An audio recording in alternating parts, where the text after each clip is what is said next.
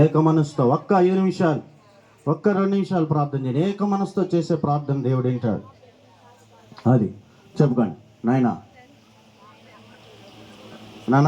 నువ్వు వాళ్ళ మధ్యలోకి వెళ్ళారు. నువ్వు పౌలిట్రా అడిగి ప్రార్థన చేయి నాన్న వాళ్ళిద్దరి కోసం. స్తోత్రం స్తోత్రం స్తోత్రం స్తోత్రం. నాయనా అడగండి, ఏక మనసుతో అడగండి. దేవుడు గొప్ప కార్యాలు చేయబోతున్నాడు. ఇది దేవుడు ఏర్పరిచిన స్థలం. ఇక్కడ దేవుని సన్నిధి ఉంది.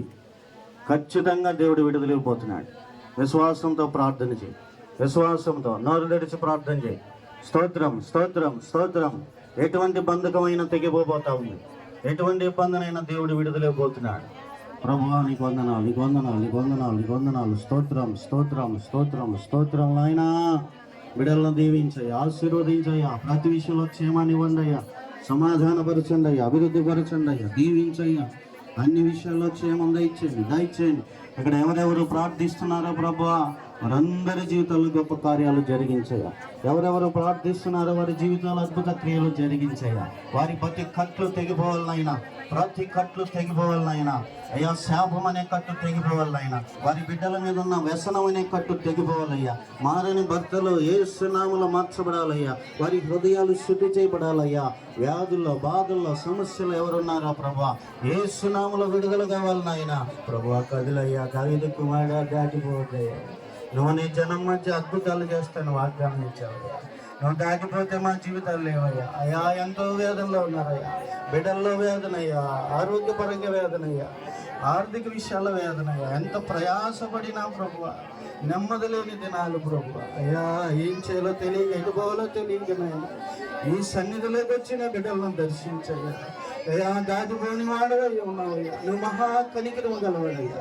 ఏ దోషం ఉన్నా క్షమించయ్యా, ఏ అపరాధాలు ఉన్నా క్షమించయ్యా. నువ్వు తప్ప మాకు ఆశ్రయం ఎవరయ్యా, నువ్వు తప్ప ఆధారం ఎవరయ్యా. ఇదిగో నీ పరిశుద్ధ స్థలం అయ్యా.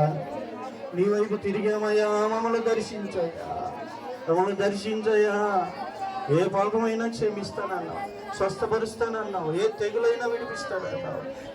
అయ్యా నీ శిలువ రక్తమును ఆశ్రయిస్తున్నామయ్యా.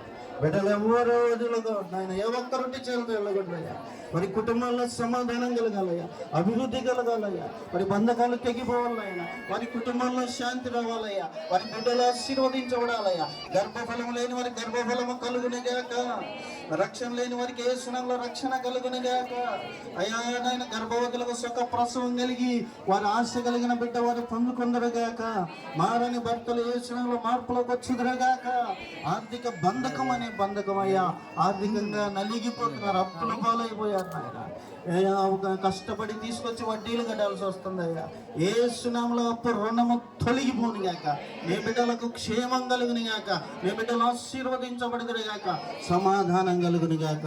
నా ప్రభువా కృప చూపి దర్శించి సహాయం చేయమని ఘనత మహిమ ప్రభావాలు మీరు పొందుకండి అయ్యా. ప్రతి విషయంలో దీవెన దయచేయండి ప్రభువా. అయ్యా ఏక మనసుతో చేసిన ఈ ప్రార్థన మీరు ఆలకించినందుకు స్తోత్రాలు. ఏక మనసుతో చేసిన ప్రార్థన ఆలకించినందుకు స్తోత్రాలు అయ్యా. ఎవరెవరి కొరకు అయ్యా యథార్థ హృదయంతో పక్కనున్న వారి కొరకు చేసినప్పుడు అయ్యా నువ్వు విడుదల ఇస్తానన్నావు. ఇలాగ ఒకని భారం ఒకరు మోయమన్నావు ప్రభువా. నాయన ప్రార్థన చేస్తుండగా నీ సన్నిధి మా మధ్య ఉంచి పరిశుద్ధాత్మ నడిపింపులో ప్రతి ఒక్కరి ప్రార్థన విన్నందుకు, జవాబులు ఇచ్చినందుకు స్తోత్రాలు చెల్లిస్తూ, కృతజ్ఞతలు చెల్లిస్తూ యేసుక్రీస్తు నామములో ఈ ప్రార్థన సమర్పిస్తున్నాను తండ్రి. ఆమేన్ ఆమేన్. మంచిది. మా ప్రార్థన విని దేవుడు జవాబులు ఇచ్చాడు అన్న వాళ్ళ గట్టిగా చప్పట్లు కొట్టండి. హల్లెలూయా. విశ్వసించండి, దేవుడు గొప్ప కార్యాలు చేయబోతున్నాడు. మంచిది. 23వ కీర్తన తమ్ముడు అరుణ్ చదువు.